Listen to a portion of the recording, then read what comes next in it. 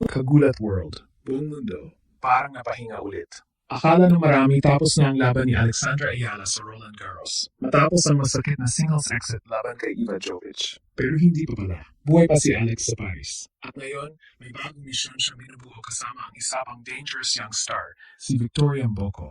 At dito nagsisimula ang mas nakakakilabot na storyline.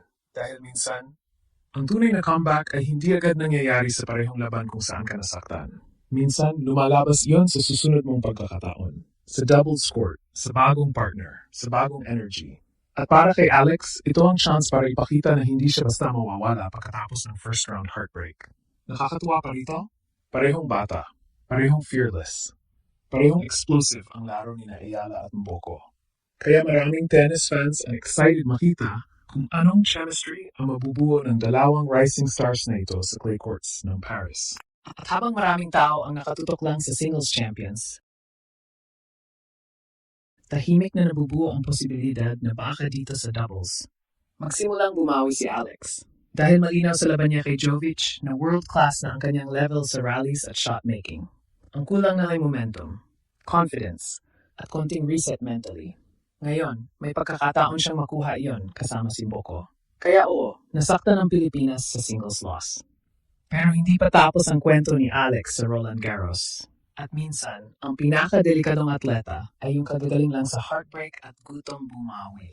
Pagkatapos ng masakit na pagkatalo ni Alex sa singles ng Roland Garros, maraming Pilipino ang tahimik na napabuntong hininga. Akala ng iba tapos na agad ang Paris campaign niya. Tapos na ang excitement. Tapos na ang pag-asa. Pero habang ang ibang fans ay nalulungkot pa rin sa scoreline na 6-4, 6-2 laban kay Iva Jovic, may isang bagay na unti-unting lumilinaw. Hindi pa tapos si Alex. Dahil sa likod ng singles heartbreak, may isa pang laban na naghihintay. Isang bagong pagkakataon. Isang bagong energy. At dito pumapasok ang nakakagulat na tandem nila ni Victoria Mboko sa doubles competition. At para sa maraming tennis fans, sobrang intriguing ng pairing na ito. Bakit? Dahil parehong rising stars, parehong aggressive maglaro, parehong fearless kahit bata pa. At higit sa lahat, parehong gutong patunayan na kaya nilang sumabay sa world stage. Kaya habang ang ibang tao ay nakatutok lang sa singles bracket, may mga tennis analysts namang tahimik na nagsasabing delikado ang kombinasyon ni Ayala at Mboko kapag nag-click ang chemistry nila. At kung titignan mo ng mabuti, may dahilan kung bakit excited ang fans. Sa laban ni Alex kontra kay Jovic, kahit natalo siya, maraming international observers ang humanga sa level ng rallies at composure niya. Hindi siya mukhang outclassed. Hindi siya mukhang overwhelmed sa pressure ng Roland Garros. Sa katunayan, may moments pa nga na siya ang nagdidikta ng rally pace laban sa world number 17 seed. Yun ang klase ng performance na nagbibigay ng confidence kahit pagkatapos ng talo. Kaya ngayon, pagpasok niya sa doubles draw, iba ang pakiramdam. Hindi ito simpleng consolation run lang. Para kay Alex, ito ay pagkakataong buhayin ulit ang momentum niya sa Paris. Pagkakataong ilabas muli ang kanyang creativity sa court. At pagkakataong ipakita na kaya niyang mag-adjust agad mentally pagkatapos ng emotional singles defeat. At aminin natin, malaking bagay iyon sa tennis. Dahil ang pinakamalakas na players sa mundo ay hindi yung hindi nasasaktan sa talo. Ang tunay na elite athletes ay yung marunong bumangon agad pagkatapos mabigo. At mukhang yun mismo ang gustong patunayan ngayon ni Alex. Mas nakakatuwa pa dahil si Victoria Mboko ay isa rin sa pinaka-pinag-usapang batang talents sa tennis world ngayon. Explosive athlete, aggressive baseline player, high upside prospect. Kaya isipin mo ang kombinasyon nila ni Alex, isang Filipina shotmaker na may composure at tactical IQ. Tapos partner niya ay isang fearless power player na kayang magdikta ng pace. Biglang nagiging dangerous ang tandem. At sa doubles, napakalaking factor ng chemistry at momentum. Hindi mo kailangang maging pinakamalaking stars agad para magulat.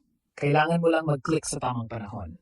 At minsan, kapag parehong gutom bumawi ang dalawang players, doon lumalabas ang pinakamapanganib na version ng isang team. Kaya habang ang buong mundo ay nakatingin sa mga established champions sa Roland Garros.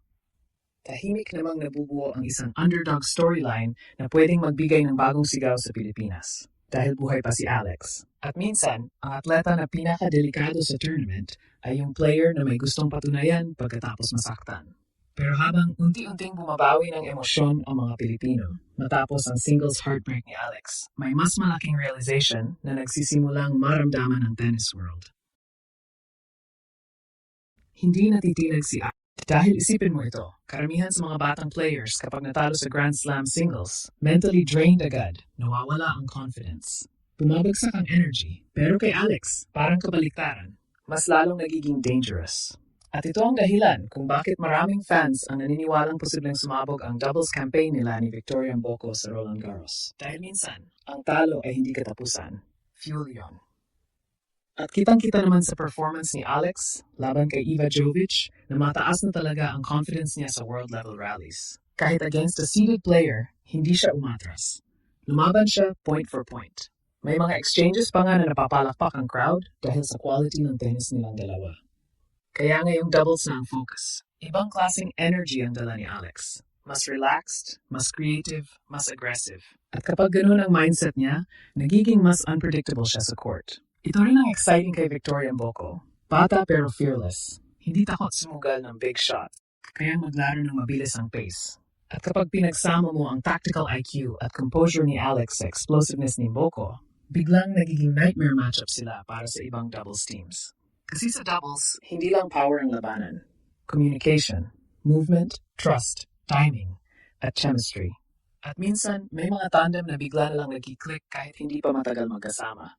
Isang player ang steady, isang player ang aggressive, isang player ang kalmado, isang player ang energy source.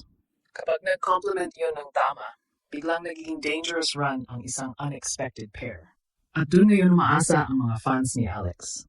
Dahil pagkatapos ng emotional singles loss, gusto ng buong Pilipinas na makakita ng comeback moment. Isang statement na nagsabing hindi basta mawawala si Alex sa Paris nang walang laban.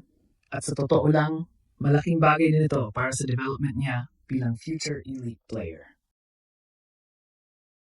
Dahil ang mga top stars sa tennis world, hindi lang magaling sa isang format. Marunong silang mag-adjust emotionally at tactically sa bawat sitwasyon. Kapag nasaktan sa singles, bumabawi sa doubles. Kapag mababa ang confidence, naghahanap ng rhythm sa ibang event. At yun mismo ang ginagawa ngayon ni Alex. Nag-a-adjust siya, nagre-reset, at posibleng naghahanda para sa mas malaking comeback. Habang maraming Pilipino ang nalungkot nung matapos ang laban nila ni Jovic, ngayon ibang emosyon na ang bumabalot sa fans online.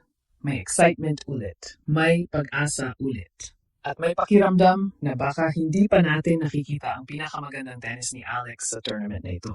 At kapag nagsimula na mag-init ang tandem nila ni Mboko, posibleng buong mundo na naman ang mapapalingon. Dahil minsan, ang pinakamapanganib na duo sa isang Grand Slam ay hindi yung pinakasikat, kundi yung dalawang batang gutong patunayan na hindi pa tapos ang kanilang kwento.